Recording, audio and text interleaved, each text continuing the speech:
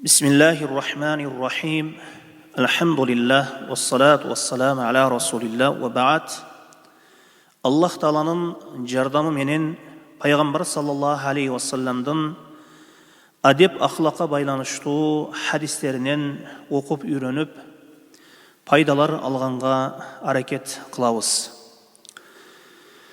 Birinci hadis İmam Muslim özünün sahihinde rivayet kılgan an Abi Hurayra radıyallahu anhu enne Resulullah sallallahu aleyhi ve sellem kal. Abu Hurayra radıyallahu anhudan rivayet kılınat Allah'tan elçisi sallallahu aleyhi ve sellem aytdı. Hakkul muslim alal muslim sittun. Musulman üstündегі ақысы 6. İza laqitahu fasallim aleyh. Eğer ağa жолға тұрған болсаң, салам бергін. Ve iza da'aka fajibhu. Eğer seni çaqıra тұрған болса, жооп бергін. Ve iza istansahaka fansah lahu. Eğer senden kengeş surasa, kengeş bergin. Ve iza atasa fahimidallah fashammithu. Eğer çüşkürüp Allah'a maqtu ayta тұрған болса, anın ақысына дуа қылып, yarhamukallah деп айтқын. Ve iza marida fa'uduhu. Eğer oğurup kalsa, anı ziyarat kılgın. Ve iza mata fattabi'uhu. Eğer alamdan ötse, anın canazasına katışkın, canazasına erişigin dep aytkan. Demek, bu hadiste musulman üstündегі 6 ақысы bayandalıp jatat. Özü negizi musulman üstündегі ақысы 6'ga çektelbeydi. Бирок бұл hadiste 6 деп айтылуусунун себеби жалпы адамдарга көбүрөөк, маанилүүрөөк болгондору баяндалды. Мындан башка акылар башка бир hadisтерде баяндалган. Демек, азыр биз бұл hadiste келген bir мусулманга карата мойнунда милдет болгон 6 акы тууралуу кыскача айтып өтөбүз. Birincisi, musulman üstündегі akılarının birincisi İza laqitahu fasallim aleyh. Eğer ağa жолға тұрған болсаң, салам бергін. Bir musulmanға жолыққан кезде салам берүүсү керек екен. Бұл musulman üstündегі akılarının birincisi болып саналады. Salamға байланыштуу 7 маселени айтып өтөбүз. Birinci mesele salamdın fazileti. Musulmanға salam berүүsүндө бұл Peygamber Muhammed sallallahu aleyhi ve sellem sünnötün tiriltүү бар. Жана musulmandın ақысын өтөө бар. Peygamber sallallahu aleyhi ve sellem sahih hadiste мындай деп айтат.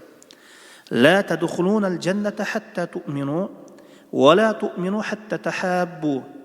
أولا أدلكم على شيء إذا فعلتموه تحاببتم أفشوا السلام بينكم. Siler beyişke kirбейсиңер iman keltirmeyince. İmandуу болбойсуңар özара biri-бириңерди сүйүп жакшы көрмөйүнчө.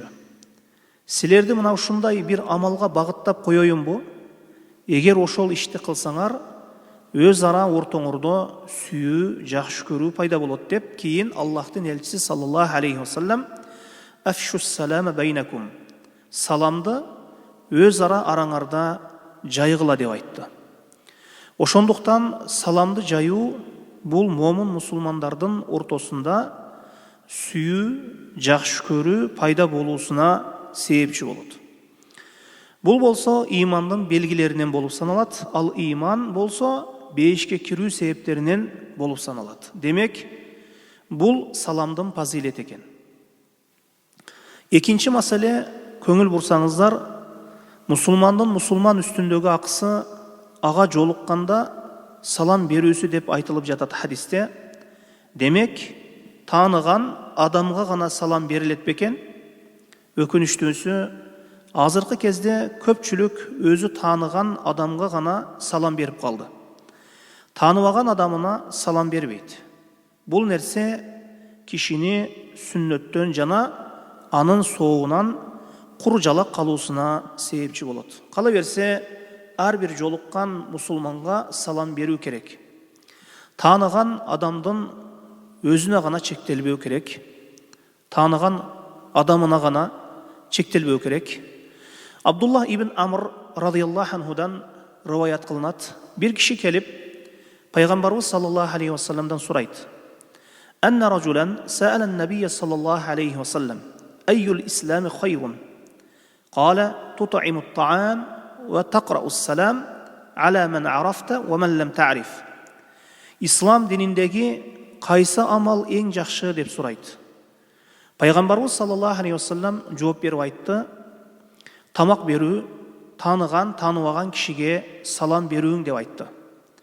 Көңіл буруңуздар, таныған, танымағанға салам берүүнү кайсы амал менен теңдештирип жатат? Кедейлерге тамақ берүү менен теңдештирилип жатат. Кедейлерге тамақ берүү менен теңдештирип жатат салам берүүнү. İmam Navavi rahimahullah aytқан: "Ey la tahussu bihil ma'arif kema yef'aluhu ba'dun nas takabburan aw tahawunan." Кейбір сен таныған адамдарыңа ғана салам беру менен чектелбе. Таныған адамдарыңа ғана салам беріп чектелбе. Же таныштарыңа ғана салам бербегин. Алар менен ғана чектелбегин. Кейбір адамдар қылған сияқтуу, таныған адамына ғана салам берүүнүн жана танымаған адамына салам бербөөнүн эки себебин айтып жатат. İnsan tekebirlenip бұл ишти кылбайт. Таныганга салам берет, танымаган адамына салам бербейт. Башкаларды менсибегендей болот. Же кайдыгерликтен улам текеберленип салам бербесе да, мына ошол саламды ажырата билбөө жана саламга кайдыгер кароодон болот. Кайдыгерленип таныган адамына гана салам берет, танымаган адамына салам бербейт. Аммар ибн Ясир радıyallahu anh aytat: "Thalathun men cema'ahunna faqad cema'al imana el-insafu min nefsik ve bezlus selami lil alem vel infaqu min el-iqtar." Üç özgöçölük var. Kim oşol üç özgöçölüktü özündө жыйнаган bolsa, imandı özündө жыйнаган bolot. Birincisi el-insafu min nefsik, insaf kulu. İkincisi ve bezlus selami lil alem. Бардык аламга салам берүү, таныган, таныбаганга салам берүү. Al-infaqu min al-iqtar, özündө az болуп туруп инфак кылуу.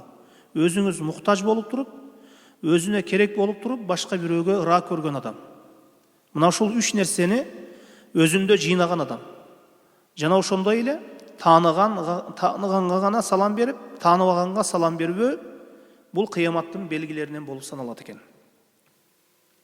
Таныган адамына гана салам берүү, таныбаганга салам бербөө бул кыяматтын белгилеринен болуп саналат.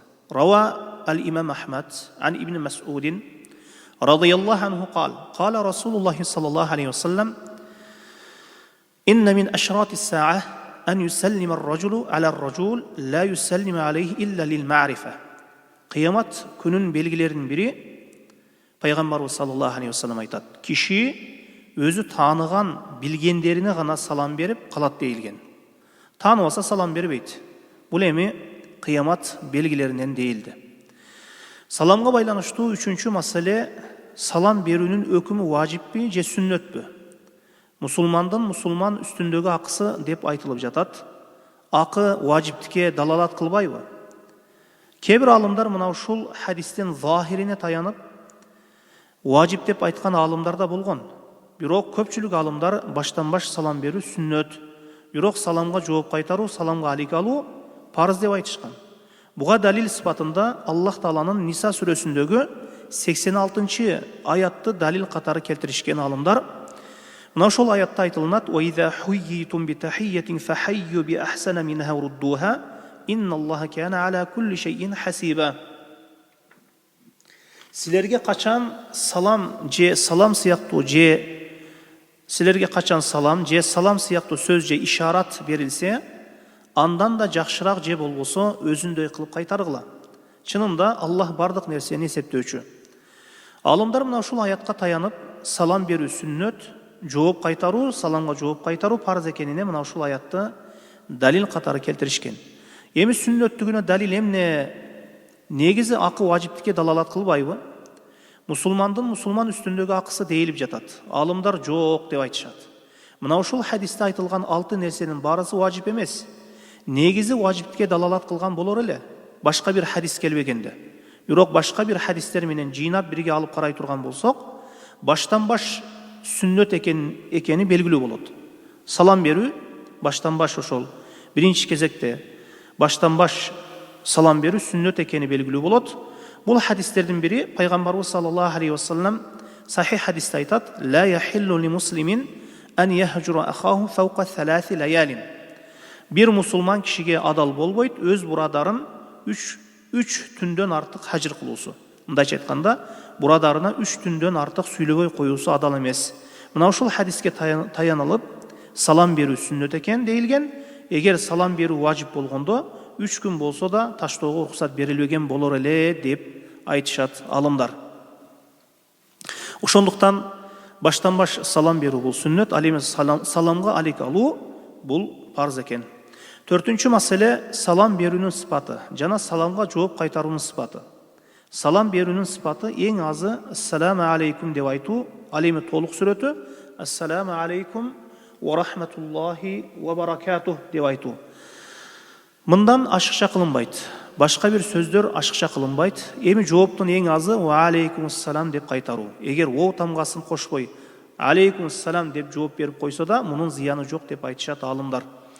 Бирок жакшырагы, толугурагы ва алейкумуссалам ва рахматуллахи ва баракатух деп жооп берүү.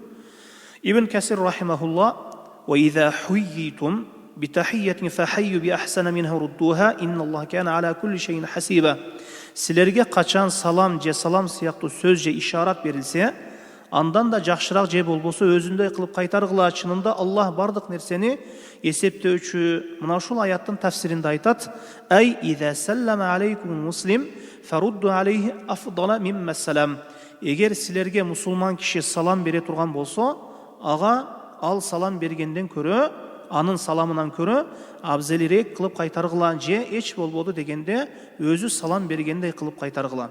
Фазиядату мандуб, ашыкчасы сүннөт, саламга жоопту ашыкча кылып кайтаруу сүннөт болуп саналат.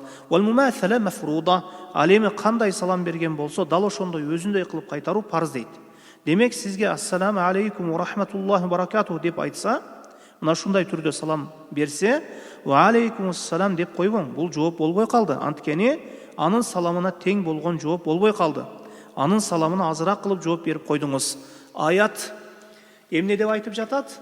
Азында тең болуусу парыз деп айтып жатат. Ассаламу алейкум ва рахматуллахи ва баракатух. Ассаламу алейкум ва рахматуллахи ва баракатух деп айттыбы? Сиз да жооп бергениңизде ва алейкумуссалам ва рахматуллахи ва баракатух дейсиз. Бирок сизге салам берген киши ассаламу алейкум деп ассаламу алейкумдун өзү менен чектелсе, ассаламу алейкум деп эле салам берип койгон болсо, ва алейкумуссалам десеңиз бул парыз болот. Өзүндөй кылып жооп берүү бул парыз. Ал эми ва алейкумуссалам ва рахматуллахи ва баракатух деп ашыкча кылып жооп берүү бул сүннөт. Бул сыйга тарабынан аятта эмне деп айтылып жатат? Же жакшыраак кылып кайтаргыла, силерге салам берген кишиге, же өзүндөй кылып кайтаргыла. Сыйга тарабынан салам берүүнү сөзүн өзүндөй кылып кайтаруу керек, же андан көрө жакшыраак кылып кайтаруу керек экен. Эми сүрөтү да жана көрүнүшү да киреби же жокпу? Бир киши сизге жылмайып күлүп сизге ассаламу алейкум деп айтса, сиз бозурайып туруп, кабак бүркөп туруп, кабагыңыз салып туруп, ва алейкумуссалам деп айтсаңыз болобу? Алымдар айтат, мына ушул дагы кирип калат дешет. Сизге жылмайып салам берген адамга кабак салып жооп бере турган болсоңуз, сиз өзүндөй кылып кайтарган жоксуз дейилет.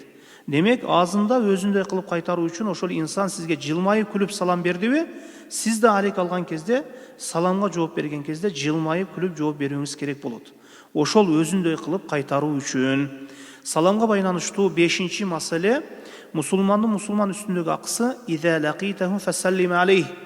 Эгер ага жолуга турган болсоң, салам бергин дейилди. Демек, салам берүү ассаламу алейкум ва рахматуллахи ва баракатух сөзү менен болот.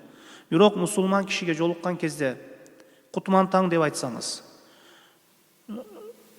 Кутман таң деп айтсаңыз, түні көрүшсөңүз, бейпіл түн десеңіз, же доброе утро деп айтсаңыз, же добрый вечер десеңіз, мына булар өтпөйт.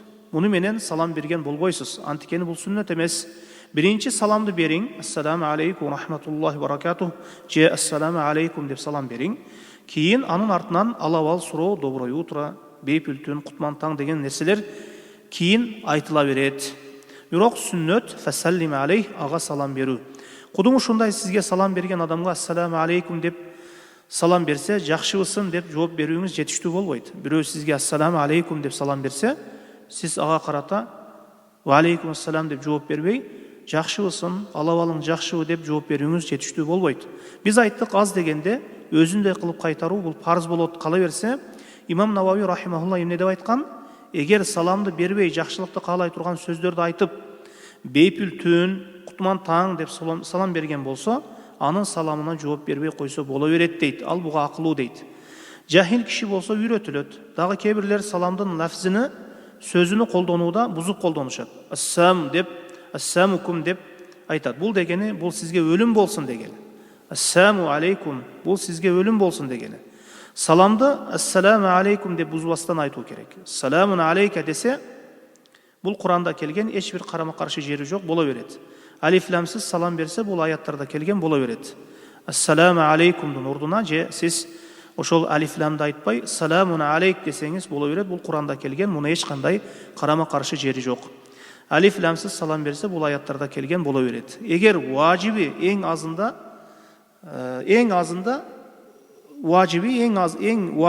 азында өзүндөй кылып кайтаруу керек экен.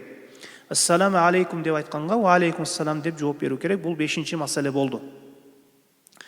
Саламга байланыштуу 6-чы маселе, хадиске көңүл бурсак, иза лакитаху фасаллим алейх. Эгер мусулман кишиге жолуксаң, салам бер деп айтты. Ушуга көрө, мусулман кишиге жолуккан кезде салам берилет экен, хадиске көрө. Эми мындай маселе, мусулман киши менен жолугуп кийин ажырап кетерде да салам берип ажырап кетүү керекпи? Хадиске көрө жолуксаң салам бер деп койду. Гана башка сөз жок. Эми бир мусулман менен жолуккан кезде салам бердиңиз. Эми ажырашып, ал тиги тарапка, сиз бул тарапка кеткен кезде дагы салам менен ажырап кетүү керекпи?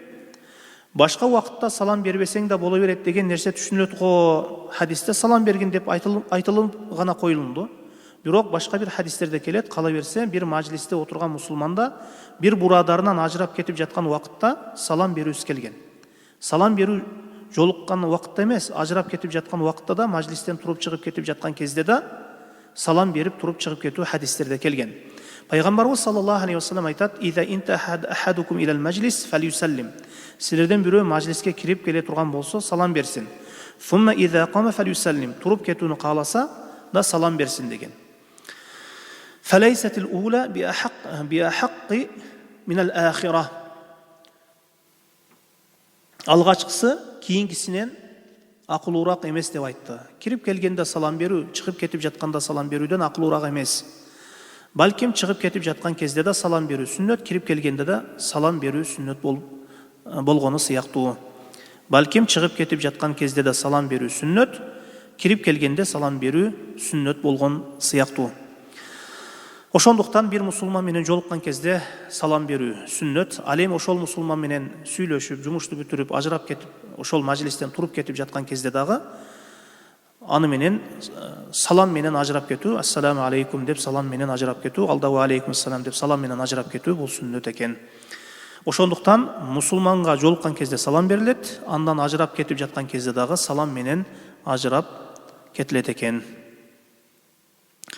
Саламга байланыштуу акыркы 7-чи маселе, иза лакитаху фасаллим алейх. Эгер мусулман кишиге жолуксаң, салам бер деп айтты. Ушуга көрө махрамсыз аял болсо да, жат аял болсо да салам берсе боло береби? Ал да мусулман го деп туруп алымдар айтышат. Эгер фитна келип чыгуу коркунучу болсо, аялга салам берилбейт. Өзгөчөсү жаш болсо, балада, кызда жаш болсо салам берилбейт. Махрамсыз боло турган болсо, эми качан берсе болот? Эгер коркунуч болбосо, эгер фитналанбаса, бир жамаат аялдарга сабак берүүгө кирип жаткан болсо, жана аялдар жамаат болсо, устаз ассаламу алейкум деп кирсе, эч кандай карама каршылык жери жок деп айтышат алымдар. Анткени бул орунда фитналанып калуу коркунучу жок. же үй бүлөсү менен отурган кезде алыс бир карындаш тууганы ал эми махрамсыз болсо да келип калса салам берсе же саламын алик алып койсо боло берет. Эми хадистеги экинчи маселеге көңүл бурабыз. Эгер сени чакыра турган болсо жооп бергин деп айтылынды. Бул хадистин мааниси валимага чакырабы, мындайча айтканда тойго чакырса гана жооп бергин деген мааниде гана эмес. Ушуга көрө негизи акыйкага чакырабы, тамакка чакырабы, ошонун баарысын өз ичине камтыйт.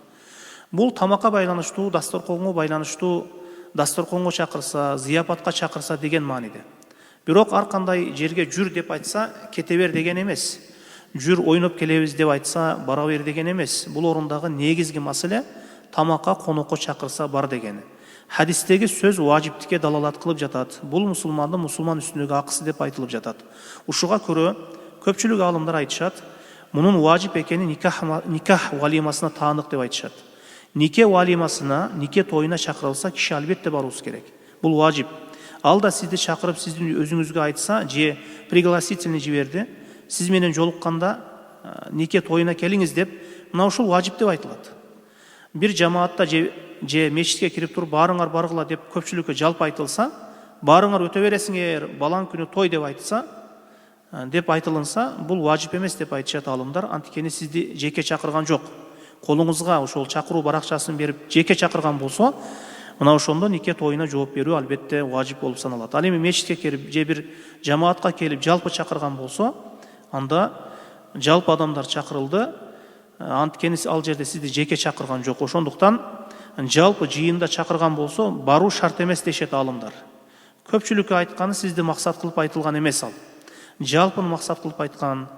Бул чакыруу нике валимасына таандык деп айттык. Буга далил пайгамбарыбыз саллаллаху алейхи вассалам айткан: "Ваман лам южиб да'вата фақад асаллаху расулах." Ким чакырууга жооп бербесе, Аллах жана анын элчисине күнөөкөр болуптур деп айтты. Бул чакырууну аалымдар нике валимасына таандык деп айтышкан.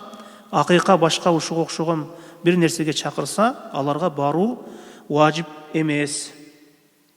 Акыйкага башка ушуга окшогон башка бир нерсеге, нике валимасына, нике тоюнан башка бир чакырууларга чакырса, аларга баруу важип эмес, бирок барган жакшы. Көңүлүн көтөрүү үчүн, кубандыруу үчүн барган жакшы, бирок важип дейилбейт. Нике валимасына баруу важип деп айтышкан. Нике валимасына баруу негизи важип деп айттык. Важип шарттарынан бири качан важип болот? Эгер ошол жерде бир мункар болбой турган болсо, мункар иш боло турган болсо, барбай коюуга акыңыз бар. Бирок барып туруп аларды кайтарууга кудуретиңиз жетсе, анда барып кайтарасыз. Эгер ал жерде сөзүңүз алынбоосун билсеңиз, барбайсыз. Кийинки акы мусулмандын үстүндөгү акыларынан кийингиси, үчүнчүсү, ва иза истансахака фансах лаху. Эгер сенден кеңеш сураса, кеңеш бергин. Мына ушуга көрө, мына ушул маселеден алына турган биринчи маселе, бир мусулман бурадар сизден бир кеңеш сураса, калыс кеңеш берүү важип болот. Эгер ошол тармакты түшүнгөн болсоңуз, кеңеш бересиз. Эгер түшүнбөстөн сизден дарыланууга бир кеңеш сураса го, бирок ал сиздин ишиңиз эмес, күмөнүңүз менен жооп бергениңиз болбойт. Баландай дарын ичсең жакшы болуп кетесиң деп билбеген нерсени кеңеш бербейт. Билсеңиз кеңеш берүүңүз важип болот. Хадисте эмне деп айтылды? Ва иза истансахака фансах лаху. Эгер сенден кеңеш сураса, кеңеш бергин. Бирок кеңеш сурабаса деле кеңеш берүү важиппи? Мына ушул орунда алымдар айтат, мусулман бурадар бир ишке кол урмакчы, ошол иште зыян болуусун билсеңиз, күнөө ишке түшүүсүн билсеңиз, анда сизден сурабаса деле сиз кеңеш берүүңүз важип. Аны зыянга түшүүсүн алдын алуу, арамдан күнөөдөн кайтаруу болот. Менден кеңеш сурабады, аны менен ишим жок деп коюу бул дурус эмес. Балким насаат кылуу керек болот. Бирок билесиз, бир сооданын бир түрүн кылмакчы, ошол соодадан башкасын кылса жакшы пайда көрөт. Ошону айтып коюу важип эмес го, бирок кеңеш берип коюу сүннөт дейилет. Хадистеги кийинки маселе: "Уиза атаса фахмидаллах фашаммитуhu." Эгер чүчкүрүп бир мусулман Аллахка мактоо айта турган болсо, анын акысына дуа кылып, "Ярхамукалла" деп анын акысына дуа кылып койгун деп айтты Пайгамбарыбыз саллаллаху алейхи вассалам. Мына ушул маселеге байланыштуу 3 маселени айтып өтөбүз. Биринчиси, мусулман бир бурадар мына ушул маселеге байланыштуу 3 маселени айтып өтөбүз. Биринчиси, мусулман бир бурадар чүчкүргөн убакытта анын акысына дуа кылуу важип экенине далил. Аллах сага райым кылсын деп дуа кылып коюу анын акысына важип экенин алынат бул хадистен. Бир мусулман чүчкүрө турган болсо, алхамдулилlah, деп айта турган болсо, анын акысына ярхамукаллах деп дуа кылып коюу важип экенине мына ушул хадистеги мына ушул жери далил деп айтышат алымдар. Бул мусулмандын мусулман үстүндөгү акысы. Бирок бул важип ар бир мусулманга важиппи, парыз айынбы же парыз кифаябы? Алымдар ихтилаф кылышкан, талашып тартышкан бул маселе боюнча. Бул тууралуу башка бир хадис келген. Аллахтын элчиси саллаллаху алейхи ва саллям айтат: "Фа иза атаса ахадукум ва хамидаллаха кана хаккан аля кулли муслимин сами'аху ан якула лаху ярхамукаллах." Эгер силерден бирөө чүчкүрсө жана ал Аллахка мактуу айтса, аны уккан ар бир мусулмандын мойнундагы акы, анын акысына ярхамукаллах деп дуа кылып коюусу. Ар бир мусулманга милдет деген сөздөн алымдар бул парыз айын экен деп дешкен. Кээ бир алымдар ар бир мусулман ярхамукаллах деп дуа кылуусу шарт эмес дешкен. Бир мажлисте бир адам чүчкүрө турган болсо, аны 10 адам жанында отурган болсо, бирөөсү ярхамукаллах деп айтып койсо жетиштүү деп айтышкан. Калгандардан сакыт болот, мойнундагысынан түшөт. Анткени бир хадистерде же бир риваяттарда сахабалардан бирөөсү чүчкүрүп койсо, баарысы ярхамукаллах деп айтышат деген нерсе келген эмес. Баарысы жооп берүү парыз айын болгондо жооп беришет болчу. Бул нерсе риваят кылынбагандан кийин бул нерсе парыз кифая экенине далил деп айтышат алымдар. Эмне болгондо да ар бир уккан мусулман колунан келишинче жанындагы мусулман чүчкүрсө алхамдулилла деп айтса, ярхамукаллах деп айтып коюу керек болот. Мына ушунусу жакшы. Айткан абзел, башка бирөөнүн жооп берүүсү менен чектелбестен өзү да ошол мусулман мурадарын акысына дуа кылып койгону абзел. Экинчи маселе, эгер мактуу айтпаса, анын акысына дуа кылынбайт дейилет. Бир адам чүчкүрдү, алхамдулилла деп айтпаса, ярхамукаллах деп айтпаңыз. Эмнеге? Анткени чүчкүрүп алхамдулилла деп айтпаган киши анын өзү Аллахка мактуу айтуу неиматынан куржалак калды. Жана бурадары анын акысына ярхамукаллах деп дуа кылуусунан өзүн өзү куржалак калтырып жатат. Эки нерседен куру кол калды. Ошондуктан хадистерде ким чүчкүрүп Аллахты мактуу айткан кишиге деп келген. Ким чүчкүрүп алхамдулилла деп айткан адамга ярхамукаллах деп айтылынат экен. Ал эми Аллахты чүчкүрүп Аллахты мактабаган алхамдулилла деп айтпаган адамга ярхамукаллах деп дуа кылынбайт. Ошондуктан хадистерде ким чүчкүрүп Аллахты мактуу айткан кишиге деп келген, киши дуа кылынат дейилген. Ярхамукаллах деп дуа кылынат. Үчүнчү маселе чүчкүрүүгө байланыштуу. Кээ бир орундар мындан бөлөк мусулман чүчкүргөндө ага дуа кылынып ярхамукаллах дейилет. Кээ бир абалдарда жооп бербей койсо боло берет. Мына ошолордун бири жума хутбасы окулуп жаткан кезде бир мусулман чүчкүрүп алхамдулилла деп айтса, ага жооп берилбейт дешет алымдар. Анткени имамга кулак салуу важип болот. Кийинки акы мусулмандын мусулман үстүндөгү акысы ва иза марида фаудуху. Эгер ооруп калса, аны зыярат кылгын дейилди. Бул акыга байланыштуу 4 маселени айтып өтөбүз. Биринчи маселе, ооруну зыярат кылуу өкүмү. Сүннөт экенинде хилаф жок, эң азы сүннөт. Бирок важип деп айтабызбы, парыз деп айтабызбы? Алымдар ихтилаф кылышкан, көпчүлүк алымдар сүннөт деп айтышат. Бирок хадиске карасак, мусулмандын мусулман үстүндөгү акысы дейилүүсү бул важип экенине далалат кылат. Кээ бир алымдар бул хадистин өзүндөгү айтылып турган мааниге карап туруп важип деп айтышкан. Бирок азчылык алымдар, үчүнчү топтогу алымдар болсо, бул парыз кифая деп айтышкан. Бир мусулман ооруп кала турган болсо, зыярат кылуу керек. Эгер эч ким зыярат кылбаса, бар адам күнөөкөр болот. Ооруганын билип туруп эч ким зыярат кылбаса, баарысы күнөөкөр болот. Бирок кимдир бирөө зыярат кылып койсо, калгандардын мойнунан сакыт болот. Кээ бир алымдар мына ушул сөздү ыктыяр кылышкан. Шейхул Ислам рахимахулла дагы ушул сөздү ыктыяр кылган. Ушул орунда айтуу керек. Көпчүлүк алымдар сүннөт деп айтышкан. Сүннөт деп айткан алымдардын өздөрү да кээде важип болот деп айтышат. Бул тууганчылыгы бар кишилерге. Мисалы, бир кишини атасы ооруп калса, ооруну зыярат кылуу жумхур алымдарга көрө сүннөт экен деп айтпайсыз. Тууган урук менен мамиле кылуу важип болсо, ооруп калса да барып зыярат кылуу тууганчылыктан болгондон кийин барып зыярат кылуу милдет болот. Ага иниси ооруп калса, зыярат кылуусу бул сүннөт дейилбейт. Кала берсе, сүннөт дегендер да алымдар. Сүннөт деп айткан алымдар да бул абалда важип болот, зыярат кылуу деп айтышкан. Анткени туугандар менен мамиле кылуу бул важип. Ооруп калган убакытта да зыярат кылуу бул тууганчылыктын бир түрү. Аларга важип деп айтышат. Алымдар кудум ушундай эле сүннөт деп айткан алымдар да өзү да качан такиттүүрөөк, растуураак болот. Канчалык ошол киши сизге жакыныраак болсо, ошончолук жакыныраак болот. Кошунаңыз болсо же досуңуз болсо, сүннөттүгү растуураак болот деп айтышат. Ва иза марида фаудуху. Экинчи маселе, эгер ооруп калса зыярат кылгын деп айтты. Мусулман кишини зиярат кылуу кээ бир ооруларга гана зиярат кылынабы же ар кандай ооруну өз ичине камтыйбы? Алымдар ар кандай ооруну өз ичине камтыйт дейт. Мындайча айтканда, зиярат кылуучуну сезе турган абалда болсун, сезбей турган абалда болсун, ооруп турган адам, мисалы комада болсун же реанимацияда болсун, зияратка келген, келбеген адамдын кимиси келди, келбеди билбейт. Мына ушундай абалда да зиярат кылына береби? Сүннөт дейиле береби? Дейилсе, ооба сүннөт дейиле берет. Билиши шарт эмес, ооруган адамды кимдер келип ага келип кеткенин билүүсү шарт эмес. Ооруну зиярат кылуудан максат сиздин келгениңизди билүү эмес. Анткени зиярат кылуу менен киши ажыр сооп алат. Экинчиден, ооруган адамдын көңүлүн алуу бар. Жана ооруган адамдын жакындары көрүп билип туруп кубанышат. Үчүнчүдөн, ооруп жаткан адамдын акысына дуа кылып коюу бар. Мына ушуга окшогон пайдалары болгон үчүн оорулуу адамдын билүүсүнө чектелбейт. Үчүнчү маселе, ооруну зиярат кылууга байланыштуу кандай оорулар зиярат кылынат? Оорулуулар зиярат кылынат. Алымдар көчөгө чыга албай калган, жатак абалда боло турган бир жерде жаткан кишини зиярат кылуу алымдар сүннөт деп айтышат. Эми бир жер ооруп жатат го, адамдардын арасына чыгып кирип жүргөн болсо, аны зиярат кылуу сүннөт деп айтылбайт.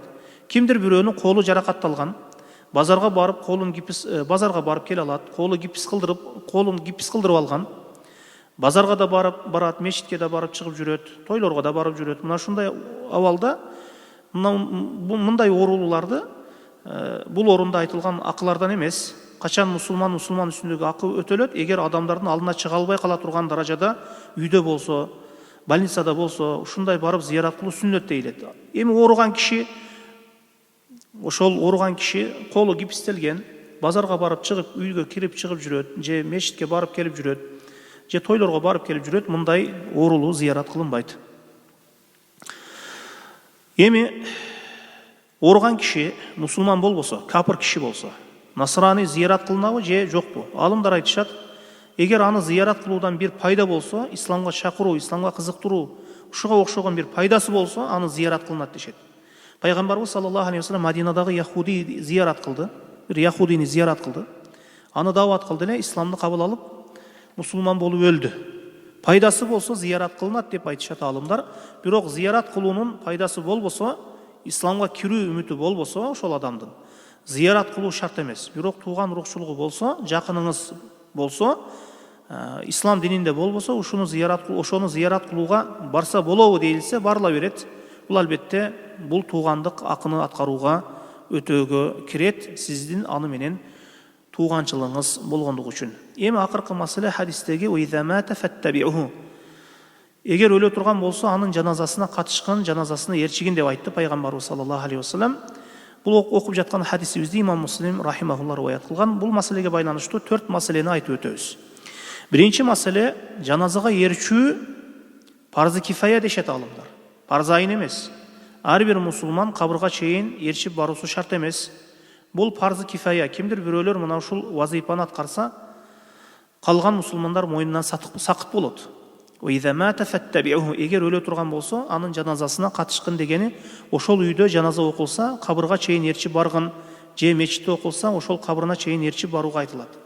Экинчи маселе, жаназага ээрчүү фазилети Абу Хурайра радыйаллаху анхудан риwayat кылынат. Пайгамбарыбыз саллаллаху алейхи вассалам айтат: "Мен шахидал жаназата хатта юсалли алейха фалаху қират."